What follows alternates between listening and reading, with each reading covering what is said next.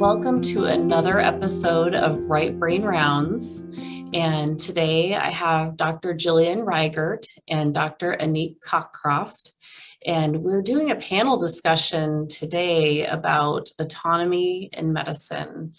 I wanted to bring female physicians together to kind of talk about how we can achieve that in medicine today. And also kind of go through what it's like to be on the other side of burnout.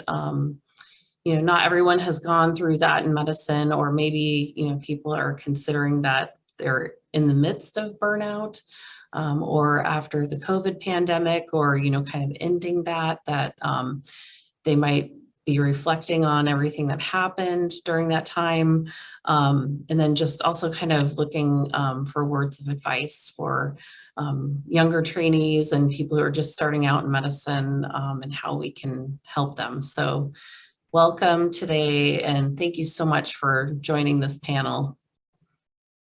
Thank you. Thank you so much for having us. Yes, so excited. I just wanted to see if you could introduce yourself, and I'll start with Dr. Rigert, Dr. Jillian Rigert. Tell us about your journey in medicine and where you're from and where you're currently practicing, and how you've become autonomous in your practices. Yeah, so I fast tracked. I actually went to dental school first, and I didn't enjoy it. And I only liked oral surgery because I got to do medicine and I like the surgical aspect. And so I put my head down, and people will know the arrival fallacy. We put our head down because it will get better when. And so in my head, I put, I'm going to become an Air Force oral surgeon. And I just grinded my way to that. And once I got into the Air Force, I was selected to do a 6-year oral surgery program. And I was at an amazing residency. It was a strong personal fit, but I was exhausted from the forced sleeplessness. And during that time period, I actually didn't have the terms burnout. I thought I was the only one struggling, which I think is important, because I'm really glad people are having these discussions, because that sense of loneliness and like, it's just me, was leading towards very intense suicidality. So people might know my story or may not have heard of it, but it's available on Kevin MD, and he titled it, "I Risked My Career to Save My Life." And that's exactly what happened. But it took 3 years of living with suicidality to allow myself to consider that maybe I can switch specialties, because when people are in those dark thoughts, and it may be burnout, moral injury, depression, it's really hard to tease apart what you might be experiencing at that time. If you're in survival mode, it's hard to appreciate options, and people might often feel trapped. So if you're in that state of mind, I want to share that aspect of my story so that you can hear and feel where you're at, so that we can help you through it, to know you're not trapped. There is a way out. There are other ways to live, other than what I was thinking at the time was I need to finish this residency or take my own life. Thankfully for me, somebody came, a female surgeon, and said, "Hey, I deal with the same thing." She kind of shared a little bit more about her story, and that snapped me out. It's like, I'm not the only one. And I really had a strong program director who saw me holistically. And that's something that's very important for me, to help other people to understand you are a human first. And I was given that in my residency. And he said, all I want is for you to do the best thing for you. Don't worry about the program. Don't worry about the program. Just do the best thing for you. And it's with that constant reassurance that got me to a place where I sought therapy, and it helped me to start to see alternative options. I was medically discharged from the military for, unfortunately, for my mental health. So yes, it does happen, but it actually worked out for the best. So when we often feel that we have to risk our lives to save our career, I want to help people to understand, please risk your career to save your life. Don't worry about, oh my gosh, I'm going to ruin my future. No, you won't. You have so many skills and talents. So I was discharged from the military. And at the same time, I was dealing, I wasn't coping well. I was numbing with an eating disorder, which was compromising my life. And my co-resident died, and my ex-boyfriend died, and my commander died. So there was so much going on. And I didn't, in that period, do what I would offer to people now, is to pause, to take time away from the environment, to give yourself time to rest, But what I did, which I don't recommend, is I transferred residencies and I started a new residency in oral medicine the day after I turned in my resignation, which means that I prolonged the grieving period. I prolonged that sense of burnout until I hit another period of rock bottom. And I don't want people to have to hit a rock bottom to then give themselves permission to change the trajectory of their life. I don't want people to feel alone and feel like you're the only one and you're the weak link. And when I was feeling alone, I hid in guilt and shame. And finally, I just said, I can't live this way, and submitted the article that I mentioned that to Kevin MD. And what it brought forth was this whole community of people who said, hey, me too. And being in groups like this around people that get it has been very important. And so that allowed me to start the healing process. And I realized, wow, that sense of loneliness is so devastating, so painful. And the value of the community that's there, anyone listening to this now, there is a community for you, helped to provide me the strength to make the huge changes that I did in my life. And so my first, sorry, this is long, but I know people are at different places. So the first attending job that I had wasn't a good fit for me. And COVID hit during that time. And so I just took a chance on this job that didn't even exist yet. I'm NIH funded for a research fellowship. I work in radiation oncology, moved across the country. And this is where therapy and coaching is really helpful, because I moved across the country with the same mindset. And had I not tried something new, like coaching, and really leaned into different healing modalities, you can always change your environment, but you might end up having the same cycle. So I signed up for Martha Beck's Wayfinder Life Coach training and saw a need for coaching within my institution. And fortunately, we have coaching integrated within the institution, became a coach within the institution, and could finally use my pain for purpose. And that is what I leverage today, because I definitely think that we can get our life back. We can take ownership of our lives. We can create a profession that we are serving in the way that we want to serve. And whether it's in traditional medicine or in some other healing capacity, there is a place for you and you matter. So I think that's important to share. Such an important message to people in medicine, where we have an epidemic of physician suicide, and letting people know that they're not alone, and that other people go through this, and that you don't have to take your life. You can change your career, and that could save your life. I mean, what a wonderful message. And the fact that you put it out there too, and don't keep it a secret or hidden, because a lot of times there's so much shame in the medical profession to even admit that you're struggling. I mean, I would say, I know that I've seen that. I don't know, Anik, if you've seen that in your career, but I mean, props to you for putting it out there. You've probably helped so many people by telling your story. Well, thank you. I appreciate it. So many. Yeah. And Anik, I know that, you are a coach as well, and your focus is pregnant moms, helping those people in that way. How have you seen, people being supported in a field where, it can be really depressing sometimes? Sometimes you might even reconsider even being a physician, during training. Yeah.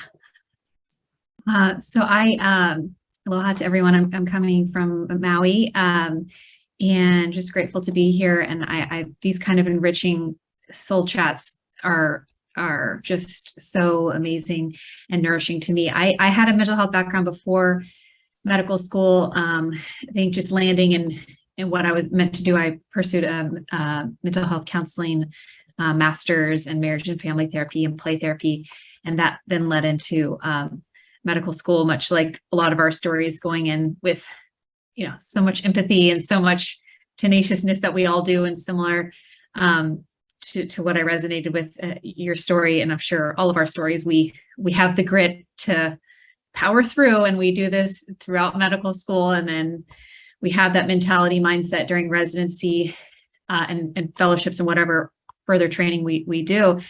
And ultimately, we have to examine all those limiting beliefs, I think, that are packed in there, and whether they serve us or not, because it does lead us, in my experience too, to a lot of isolation.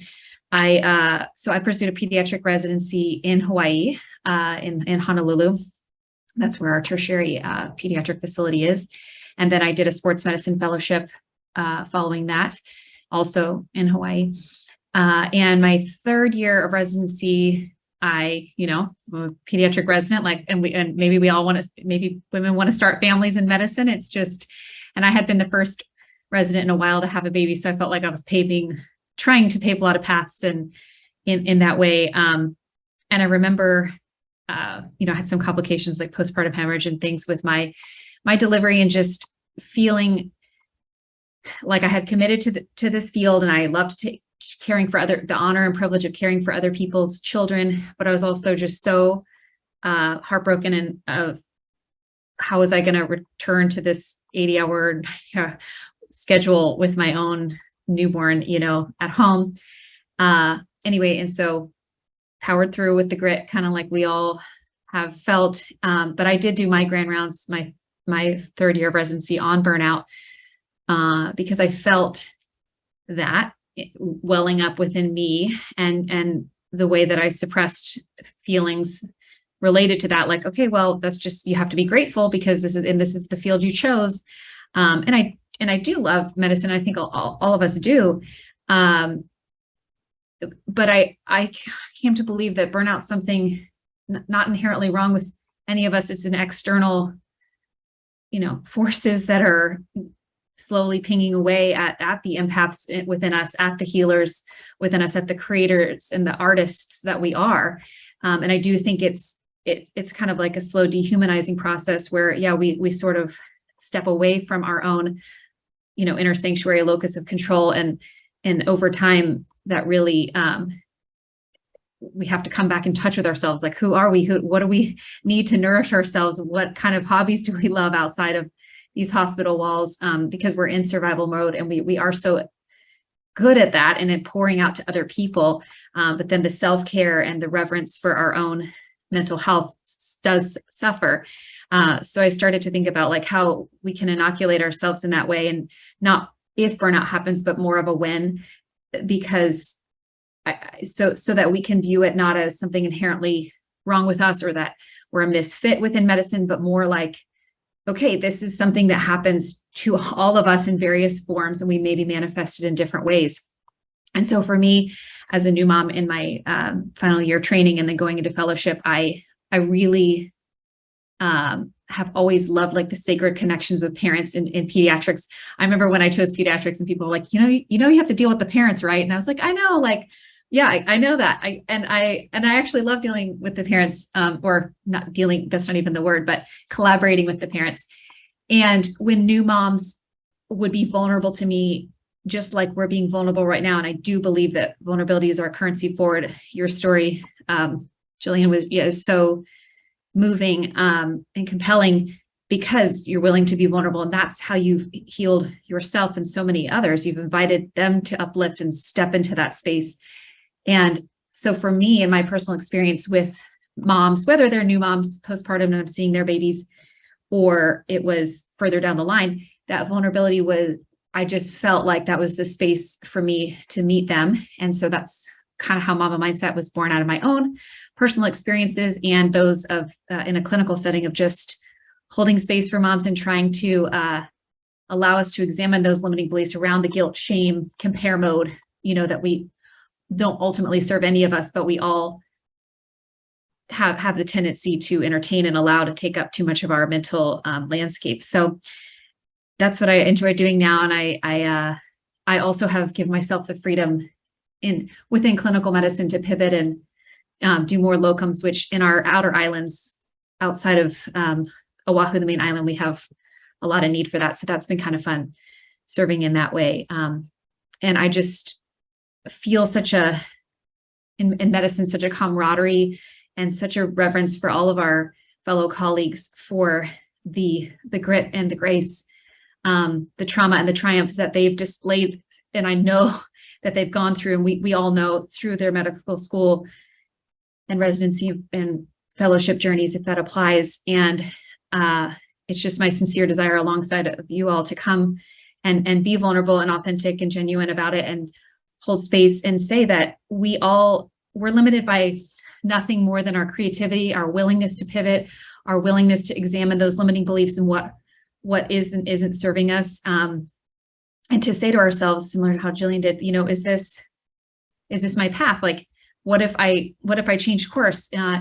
And that's how I found so much freedom in my own personal life and clinically. And it's allowed me to show up more presently for myself and within my, marriage and as a mom. So it's a passion for me to come alongside other moms or physicians. That's paths I'm blessed to cross, and hear their stories and see their bravery, because we all are extremely brave and courageous to have persevered to the points that we even are at now. And so we have all the tools to be able to create and lead the lives we want to lead. It just takes that next step of giving ourselves permission, really. And I think that is hard for us because we're used to following a prescribed path. So to deviate from that feels scary and challenging. But I've done it, and you all have done it, and we're here holding space for whoever's next in our colleagues. Totally beautiful. And, just kind of thinking back to training and, when you have to take breaks in your training to, have real life things going on, like having children, attending funerals, doing those types of things, and, really humanizing ourselves as physicians. I think that that's very important. Yes. To consider. And, also going back to, things like Jillian said, is it going to be your career or your life? I mean, to get to that point where you have to choose, there's something wrong with the systems that, surround us and our training methods. And, there needs to be something incorporated into it that allows us to ask for the help that we need. And without shame or guilt. Yes. And without the fear that we all feel of the mental health component is everything. Without feeling that we would have that scarlet letter or what ramifications may come from it. And I know that we all feel that. So I fully agree and resonate with that. And I'm very moved and excited to read the Kevin and Dee piece that you wrote, because that's incredible. Yeah. And I think it goes further too, when it comes to when I was exploring what to do when it came to surgery, I had to ask myself, why did I get here? Was it the right path for me in the beginning? Because we know we could overcome if we have our why intact. I could have probably leaned into it, figured out the resources I needed in order to be successful as a surgeon. But I felt I kind of led myself astray. I was actually interested in mental health from the very beginning, and my family wasn't as supportive. So I thought, I'm very sensitive, and our world isn't necessarily kind to sensitive people until we embrace it as a strength. And as you said, an empath, right? And so we can often be the targets or be very vulnerable to being taken advantage of. And so I wanted to defend myself because I had been historically taken advantage of or seen as weak for my sensitivities. So becoming an Air Force oral surgeon was my way to protect myself. And so what I like to help people do is really get to their core why. And if they're out of alignment with their core values and their why, then giving ourselves, because it was more of an ego thing then at that point, where it's like, well, I know surgery is probably not the best thing for me at this point because my why isn't overcoming the severe suicidality I have, right? So if I could have figured out a way like, okay, I need a little bit more sleep, navigate how to make that possible if it is possible during training, and it could be, it definitely could have improved the way that I was coping with training. But what I fear is often we can coach ourselves into going back into a war that wasn't ours to fight, meaning like I took a FMLA twice. During the FMLA, my goal was to make myself as strong as possible to get back in to surgery. I hadn't yet given myself permission to consider, take a pause, rest, think about what's best for you. And it's really highlighted now when I have a mentor who says, what do you really want? And I'll weep because I'm like, man, that is a great question. And how long do we people please and lose our way? Especially when the system's really, so many docs, it says human, not robot, right? It's like we created a system made for robots. It's very dehumanizing, both from a person who works in it. And I was a patient with my eating disorder. I was inpatient in a psych unit. And so I got to that experience of feeling, well, how do they treat people who are locked in a unit that has a high stigma to it? And it was a good social experiment, and I was quite disappointed. And so now we get to be the voice for those patients and advocate for the people who we have learned experience may not be seen as humans. And everyone from every personal perspective, whether they work in the system or being treated by it, and we're all patients of some nature, we really need to bring the humans back into the healing. So that's a huge mission of mine in whatever capacity we can bring it back in. So that's so powerful. I had a similar, I think also growing up, I was, labeled in different ways as very sensitive. And for me, and I think a lot of us that falls upon it, as a child, and maybe in our minds and the way we're evolving, we think, okay, well, that's the too much part of me that people can't handle. So we have to kind of, mute that, or, and so for me, yeah, we find ways to self-protect, and so it was just following paths and always meeting goals. And later we learn, as you alluded to, that's perhaps our greatest strength, and that's perhaps our gift to the world, and that we let shine out. And it's hard within medicine because of the rigorous structure and the way that we learn how to be super adept at adapting to other people's needs, and as med students, memorizing other people's protocols, and every month it's essentially starting a new job in a lot of ways. I'm sure people can think of it that way when you're memorizing someone else's way that they like their templates, or all the details, all the ways that we show up throughout because we're so focused on the goal, and we get very gifted at that.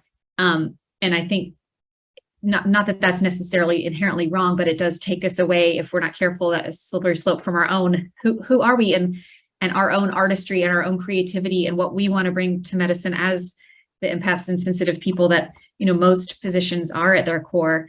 And we must find ways, yes, to humanize it again. For me, it was bringing like nail polish and painting patients' nails in the afternoon when I had time, or bringing my favorite books and going and sitting with them and playing games, or visiting the NICU babies that didn't have family visiting, and just reading and sitting there. And those moments were the most powerful, I think, for me in medicine. And more time to do that, more time to play, more free time, and those questions like your mentor asked. And for me, a question that really resonates is, how good am I willing to let my life get? And for us to ask ourselves, like, how good are you willing to let it get? We really can open ourselves to abundance and pivot from the scarcity mentality that I don't think we mean to adopt. It's just sort of, or even that medicine means to impose upon us, but I think it happens throughout our training. It's just, okay, well, this is what you get. This is what is expected. This is what you'll do. So we learn to operate within that and to survive. And we desperately want to thrive. And there are ways that we try to do that. But it's exhausting and lonely oftentimes. And I think does lead us to mental health. And so I think this is, for all of us, something that we can learn, that our mental health is something to be, glorified and protected and talked about and examined at every step of the way. And hopefully we can start to embed that from the very beginning for people pursuing medicine. I also think, I'm sorry. When you think about our own mental health as physicians and looking at each physician as a person and a human, and that, depression, anxiety, suicidality, those do affect humans who practice medicine. And, to admit that and to say, hey, these people, there's an occupational risk factor of being a physician that suicide is an occupational risk factor, and recognizing that and addressing it, and being open to saying, hey, this is how I'm feeling, and I need help.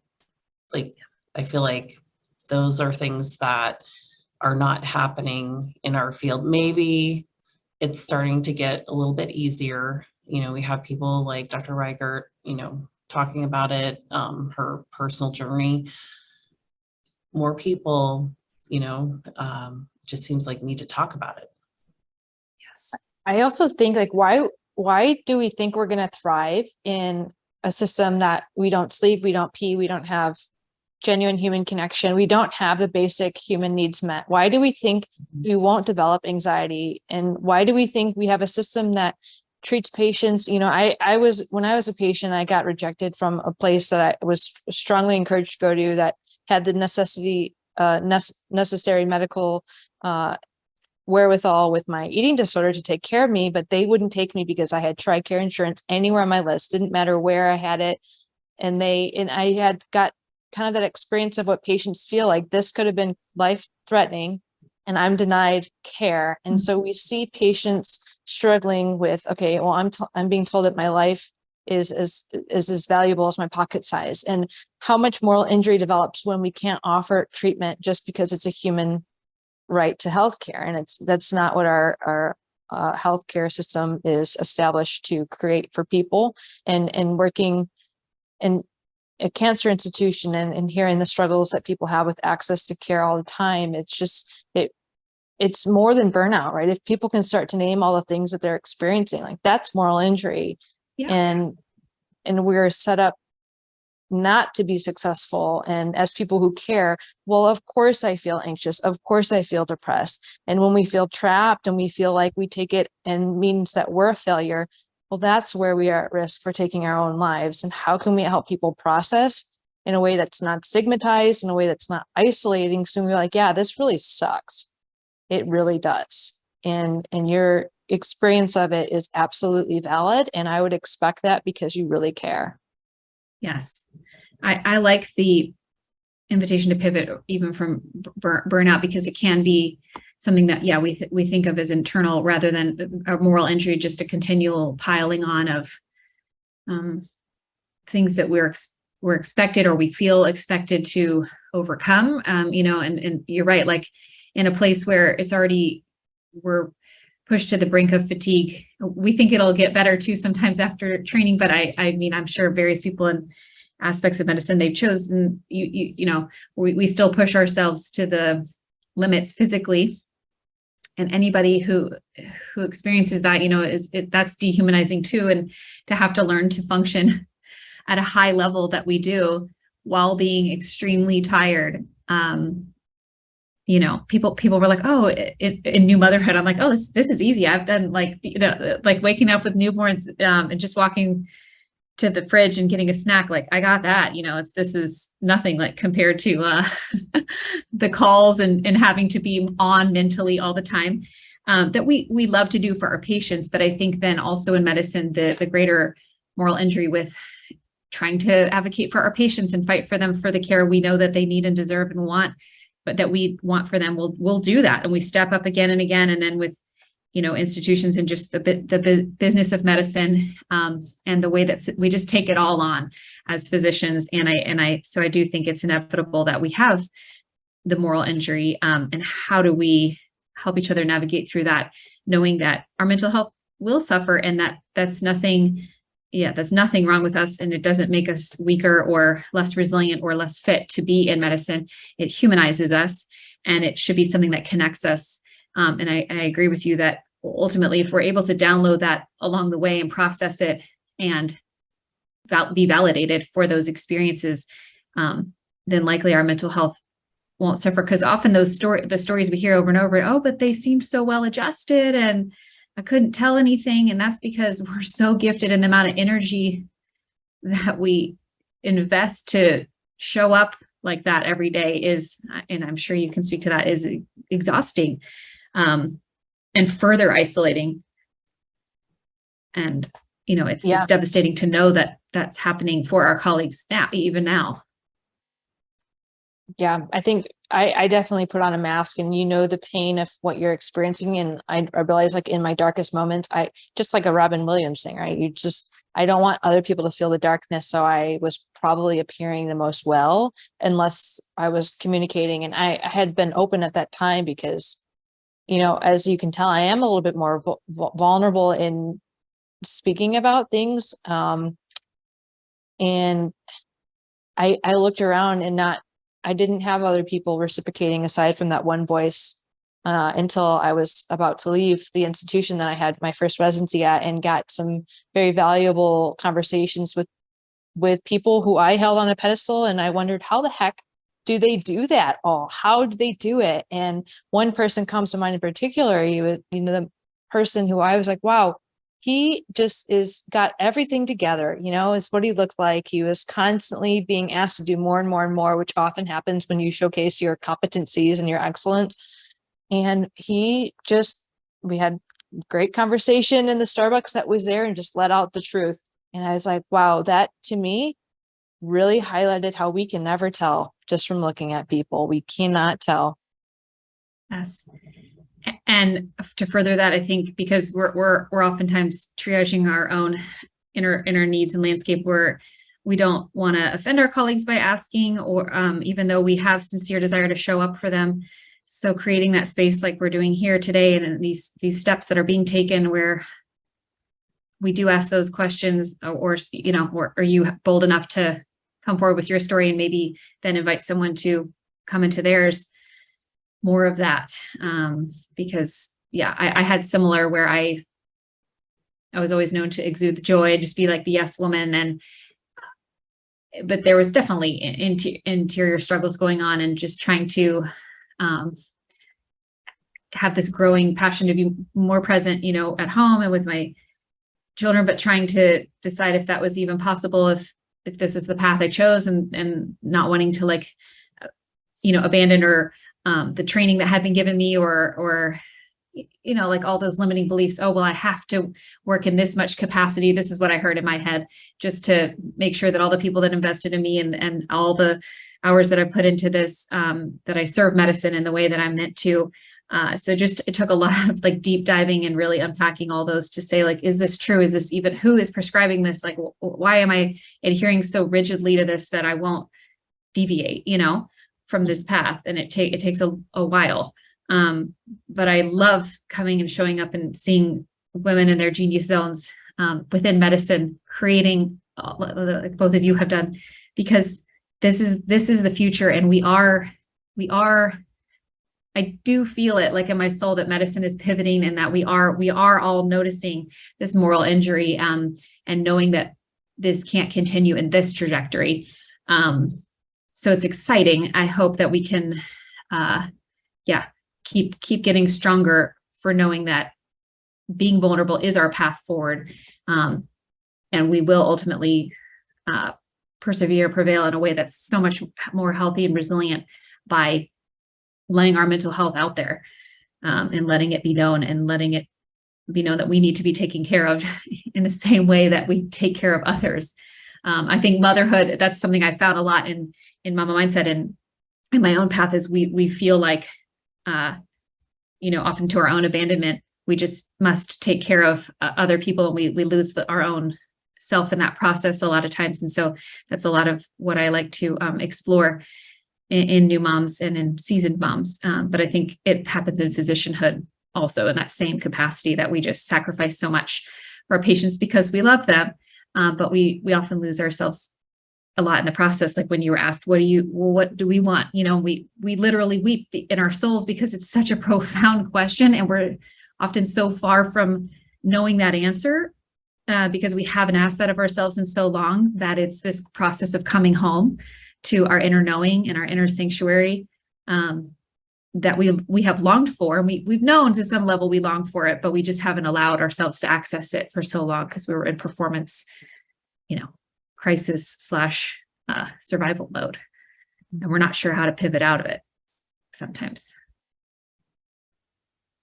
And I think when you look at just performance in general, like if you look at a musician or an athlete or a physician, we're always trying to do our peak performance while trying to push back any imposter thoughts or thoughts that might limit us in our abilities to do the best job that we can. I mean, any field.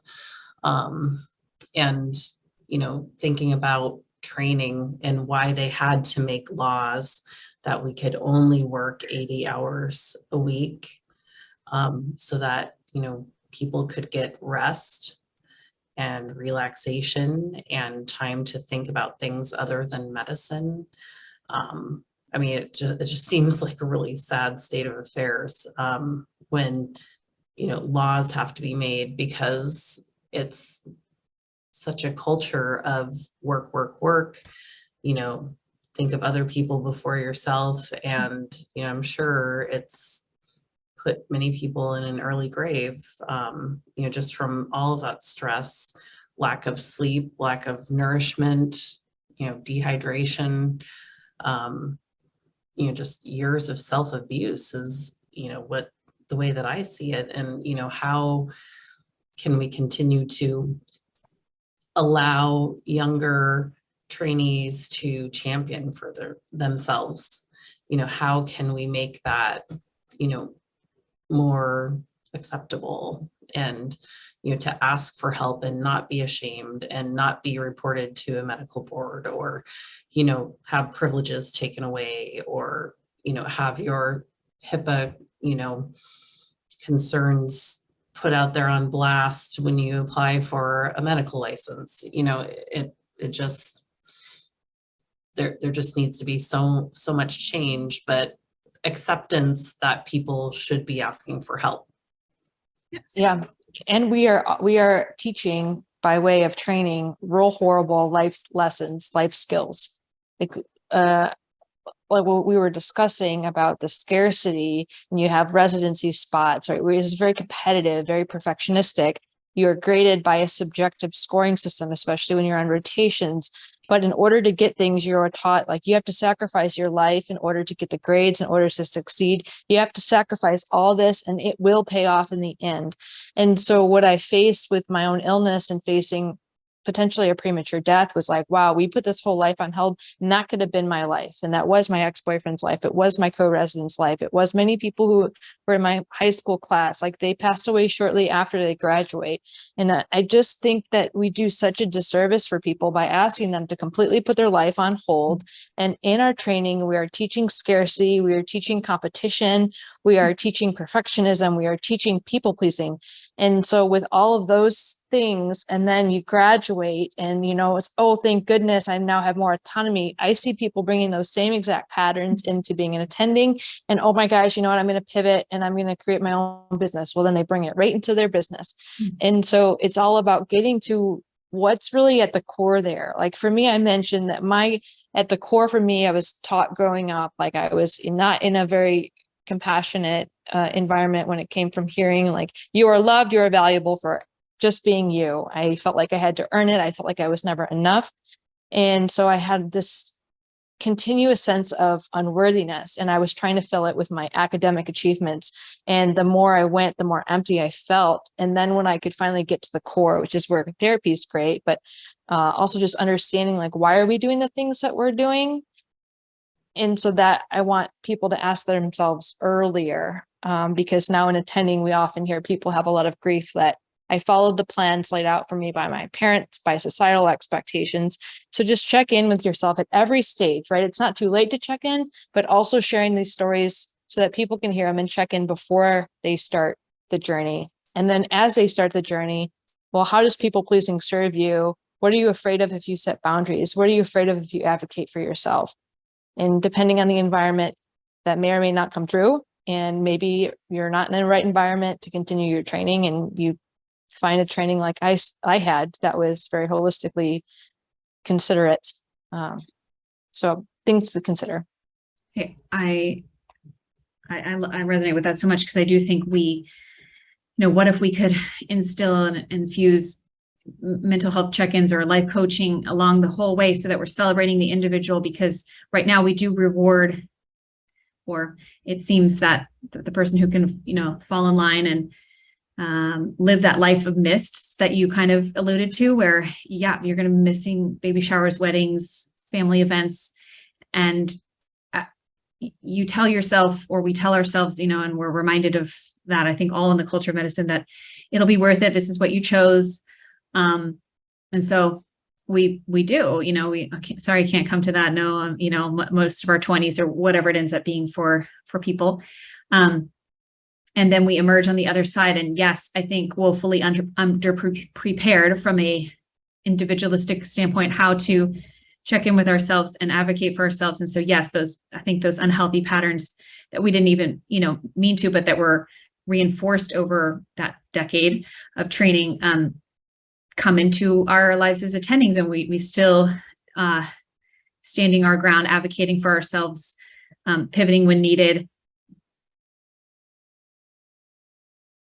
Those are they're not hardwired within us, like the same way that being a people pleaser and just showing up and getting it done well are. And so, yeah, I wonder how from the beginning, having one-on-one life coaching or peer groups, where it's just part of and embedded in medical education, that we're going to celebrate the self and the individuality and endow ourselves with some skills from negotiation standpoint, right? Like, or business standpoint, because yes, maybe people will be willing to say, I'm going to start my own business, and they go into it. But we don't have that, or there's no space for it right now in our current medical education. So people then struggle with taking on it ends up being a burden, I think, for a lot of people of the business side. So I like what you're saying about that too, that the individuality isn't really celebrated or honored along the way. And so it's so important that you either decide to make that for yourself and get a life coach, or join these groups, because there's more and more of them popping up, which shows us, I love how we're healing ourselves, for us in our generation of when we've come through, and maybe when we hope, to not re-traumatize people that are coming through the system now, but to instead grab them by the hands and say, we want better for you. And not speaking against our predecessors, I think that their landscape of medicine looked different than ours did from a administrative and a insurance point of view. And so I think the moral injuries for physicians today are just different than they may have looked, a few decades ago.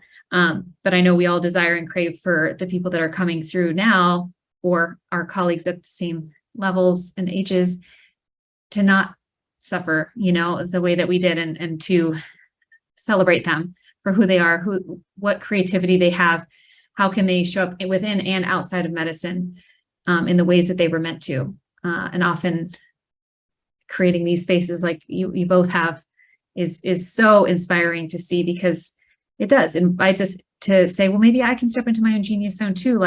And it often takes, like you're saying, a willingness to go back, which is really hard for us as physicians, because we want to make sure everything made sense, and we want to make sure that everything that we've invested, which has taken all of us and more at times, was worth it, right? And not to say it ever wasn't worth it, but that courage to go back and peel back the layers and say, but who am I really? And in what ways did the choices I make, were they made out of trying to people please or follow a prescribed path that I thought I needed to do? Yeah. And that's tough, but so necessary in the healing process. And also, when you think about just the pathways that are laid out for us in training, and you must do this by this time, you must do this by this time, you've got to do your residency, you need to pass your boards, you need to do this in this stepwise fashion. And, a lot of times, when I taught in a fellowship program, I would, challenge people and say, well, what would happen if you didn't do that? What would happen, like with the residents, what would happen if you didn't take your boards, if you felt like you were not ready? Yeah. I mean, would the world end? I mean, what would happen? To ask those kind of questions, even to open those doors, because I started doing that in my third year. I said, what if I take, I mean, there's no maternity leave, as most of us know, but so what I did was take 12 weeks with my daughter, which meant I would graduate late, which was, well, what if I don't get into the fellowship because I'm not following the prescribed timeline here? And so that was my first experience of like, oh, what if I deviate from the path? Like, I'm going to be that, and I did, I allowed myself to take the 12 weeks, which meant I wouldn't have vacation for 2 years or whatever it was. But I did. And that was the beginning for me of like, okay, yeah, oftentimes it can start questions. I love what you're saying. Just these questions that we can start to ask ourselves are sort of those opening the door way, because it feels so scary at first, those kind of changes. But if you just start asking questions, what if this happens, choose your own ending. Like we get to choose our own ending. We just forget that. I also think like when you think about a lot of times. And so for me, it kind of cut out there for a moment. Sorry. Sorry. No. I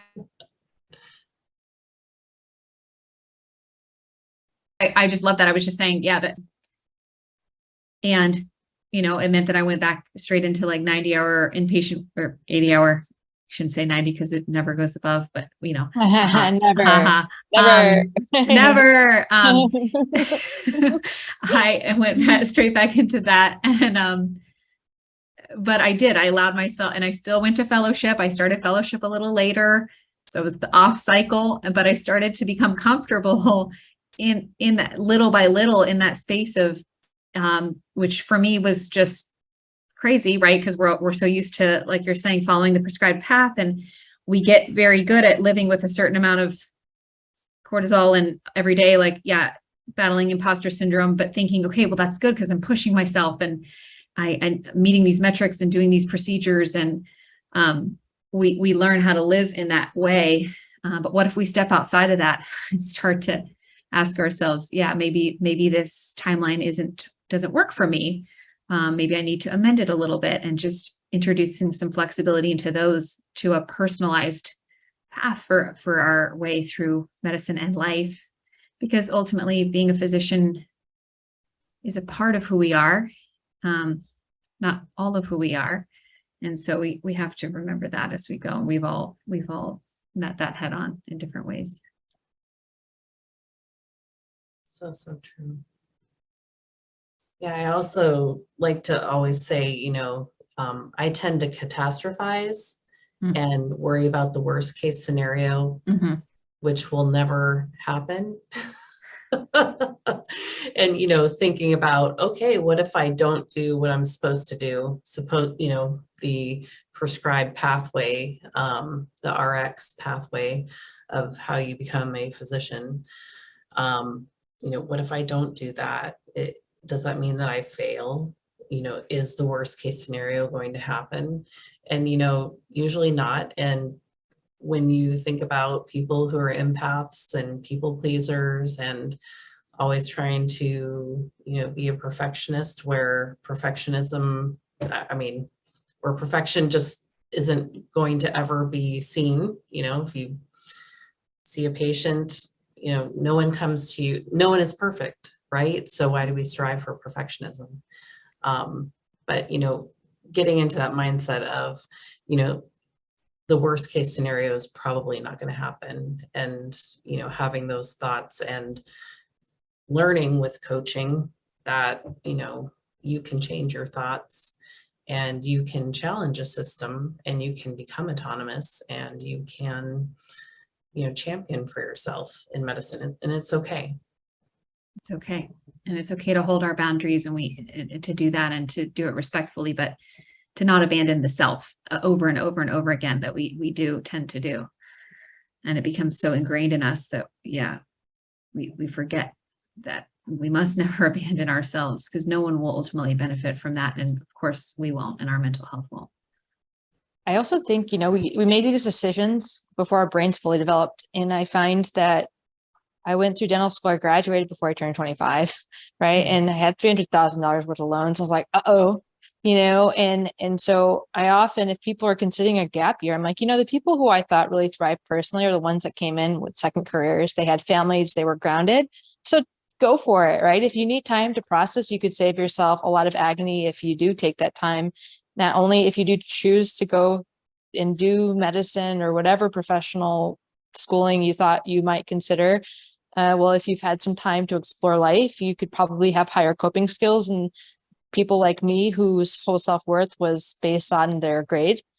And so since I did dental school and then I came back and did med school as a part of my surgical training, I realized my coping skills were so much better in medical school. And of course, I still hadn't developed, like, how do I cope with the lack of sleep, or, it is just different.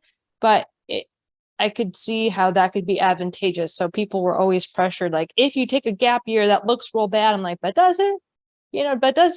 You take a gap year between doing residency and a fellowship. Does that look that bad? Maybe you have to try a few times. Well, okay, sure. So, Yes.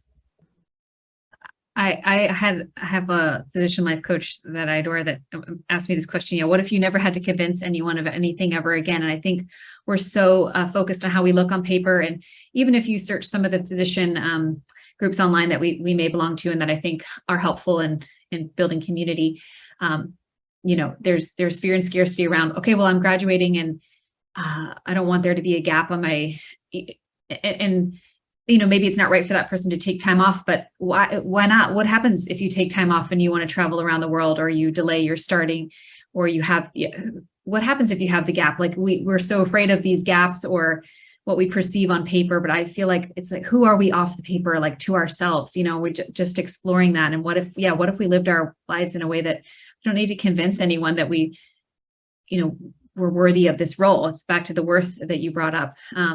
We know we're worthy. We put in the time, we have the competence, we have the skills. And yet we're also worthy to pursue that which brings us joy, or reconnects us to ourselves, or allows us to be the humans we're meant to be, and bring that creativity and that innovation back into medicine, and enhances it even more, because we're not going through the motions, but we're instead showing up in a way that's passionate and reverent to ourselves. Yeah, I think sitting in stillness is hard for people, like it was hard for me, because we have to sit with all the emotions and the thoughts that arise. And I have embraced that sitting in uncertainty, and learning how to sit in the discomfort of uncertainty has been the number one life skill I would recommend for people, because we sit, we hear what comes up for us if we sit and we hear our thoughts, right? People want to meditate, but if you haven't really developed self-compassion, I think you can meditate and have a lot of self-destructive thoughts come up. So it's like we learn how to be self-compassionate, and people resist that because they think it's fluffy. But I love Brene Brown I live in Houston, so she comes here, she's from here. And she said at the core of people who she found had high levels of mental toughness was self-compassion. And I'm like, okay, well, in my training, I was taught to beat myself up, to beat myself down, to build myself up. I would beat myself down and then down and then down and down, and then just validate that I was a worthless piece of poop. And I see that in many, it just deflates us. So if we could truly honor that self-compassion is at the core of mental toughness, that we need to be self-compassionate in order to thrive in our challenging work environments and system that has flaws in it. And then the other thing she says from people who are healers and givers is that the core trait that she noticed for people who were able to be consistently compassionate was their ability to set rigid boundaries. Mm-hmm. And we're often taught, well, with people pleasing, I can't set boundaries. I can't set no. They're going to think I'm not a team player. They're going to think I'm weak. They're going to think I'm not trying hard enough. How's that working for us? Yeah, we're constantly oscillating between, not keeping the promises that we make to ourselves, right? While never compromising that with our work lives. And how is that working for us? in What- finding these people, the Brene Browns or the coaching practices that you guys have established. This is the gold, and being willing to sit in the stillness. Yes. And validate all your emotions as your teachers, even the hard ones. Cause I think in residency and for me, or in training and even attending HUD, if we feel the fear or the anxiety, we're like, okay, that's bad. And then we're like, okay, something's wrong. So we usher those out. And yet they're there as protective factors, and they're there to be our teachers, and they're valid. And that's what happens when we sit in the stillness, is we gain the courage and give the space in our own mental landscapes to say, okay, why are you here? It is okay to feel this way. It's good to feel this way. I'm a normal human being. And what am I going to do with this? Maybe nothing, but just feel it and allow it. And we don't allow it for years and years and years. And so it's a very foreign concept, but I also worked with an amazing life coach. Her name's Erica Rush. She's a family physician in Ohio, and she has the Awakening Tide. But similar to our stories, it's that willingness to, and maybe we need a little help doing that, to cultivate the skills that we might have forgotten that we have as empaths for ourselves. The self-compassion, like you're mentioning, that Brene Brown highlights. It's a simple concept, really, yet it's extremely difficult practically. Yeah.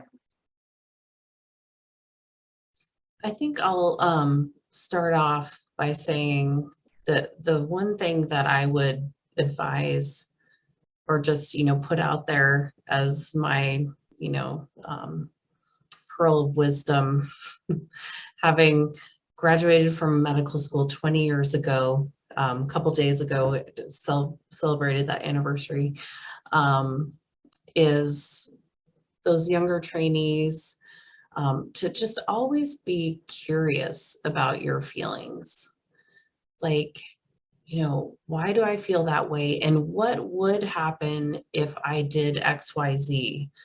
What would happen if I decided to take a break between residency and fellowship? What would happen if I took 12 weeks off for pregnancy leave instead of 6? What would happen if I broke away and started my own practice and it was a, direct primary care model? How horrible would that be? I mean, like, just get curious about those thoughts that you have, because they're coming up for a reason. And is it in alignment? Are the answers that you're coming up with, are they in alignment with your core, principles that you want to live your life by? And, just feeling like you might be challenging the system, but never give up that curiosity about the questions that you're asking yourself. So, in closing, you guys have brought up so many awesome things, but, what would you advise to our younger colleagues as they start their journeys? I love that. I think just taking it back to childlike, the pediatrician in me, is the childlike playfulness that we crave. We want to play. Go to a place for your residency that you want to be outside, and that you're going to connect with nature, and that, or a place that brings you joy. Always, I think that's so important, because you will work hard and persevere and be an amazing asset to medicine wherever you go. I feel people will be successful wherever they are, but I think, yes, maintaining that sense of playful curiosity, having fun, honoring your inner child, doing the things that bring you joy, is everything. And if you can maintain that link to your inner self and your inner landscape, then you'll be vitally more resilient, I think, from an individual standpoint, and also probably more willing to examine things when the moral injury builds up, and to question it. And like you said, what if maybe you want to travel more, so you take a job that allows you to do that, and you just sort of build the life that you want to live from the beginning, rather than thinking you must prescribe and must adhere no matter what. And then on the other side, you'll re-examine. But I think rather than that, start with living in alignment with your core values, so that you don't have to refine them and recalibrate at the end. and go on this, long hike back to your inner landscape, but rather keep that in the foreground, check in, and enjoy, find the joy in medicine that brought you into it, and allow that to keep on coming. And when you feel it slipping, re-examine. So I love that. Curiosity, though, at the core, for sure. I think it's a healing way to live, always being curious, because then it allows us to access some of the trickier, more scary emotions like fear and anxiety that will come up and will live alongside us. But if we cultivate a curiosity around it, it's easier to kind of go in there and look at them. So yes, and know that you're never alone, that we are all connected. We crave connection. We're great at connection.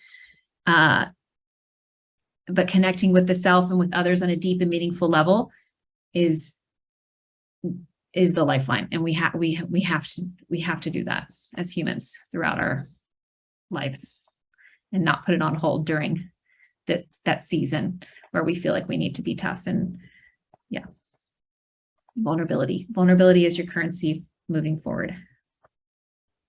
Yeah, I think all of that's so great. And I think with the connection, it's being authentic. So what I learned is that being anything other than you are, you start to lose yourself, and then you start to try to fit in. And of course, another Brene Brown thing is the opposite of belonging is fitting in. Mm-hmm. So the more I tried to mold myself to fit into different environments, the more lost I felt, the more alone I felt, the less likely I was going to be connected to the people who truly got me. So when I leaned into authenticity, try to navigate, well, what do I really want? I leaned into vulnerability to kind of free up that guilt and shame that I was carrying. It brought to me people who got it. And as you were saying, vulnerability is so important for deep levels of connection. So I would say authenticity, being who you are, and then finding that safe space, because we can't always be vulnerable. Some people will use it against us, but finding the safe space, the people you trust, be vulnerable, that creates that sense of connection. That feeling of belonging and that you're not alone can really be a safeguard against the deep despair that I was feeling when it came to suicidality. Know that you're so worthy. If you leave a surgical residency like I did, you're not less worthy of living. Like one of my psychologists said, like, I don't know who the most famous surgeon is. Like, I just don't care. That's not, and just like, oh wow, that doesn't actually matter. And examine the thoughts. And I think when we're young, we do things because we don't want to disappoint people. I for sure did. Yes. And I've learned as an adult, we will disappoint people, especially if they have an agenda for our life that isn't exactly what we want. So I'm comfortable with disappointing people if it means I'm living in alignment with my core values. So know your why.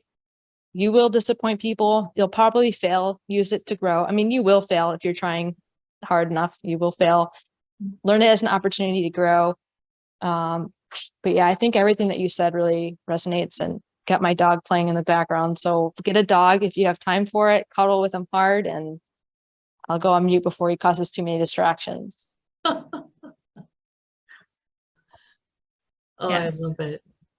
I think the other thing I'd always say too is make sure that you work in a place where you can bring your pet with you to work. Yes, we had a chat about that before starting, and all of us are animal people. So I will, yes. One thing funny. Yeah. So I interviewed with this background, and and I'm like, I will know that I'm in the right place if the person responds well to me having my dog's birthday decorations, and it came a point of discussion for the rest of the interview. So it's like, you know what, be yourself.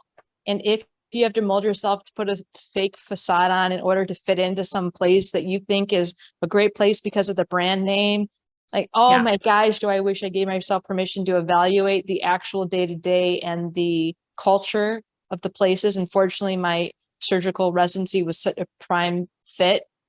But, we often think I have to try to get to this program because of what it's known for. I'm like, man, I really appreciate when people say, I applied for that program because it has a lighter call schedule and I have a family, or I know I need sleep. I'm like, good. You didn't make sure that you suffered as hard as possible in order to listen to your intuition, that it's divine downloads, which do come in around a culture and a place. And yes, the dogs, we love that. And the charisma. I used to write in my HPIs, like, I would just ask do you have a dog?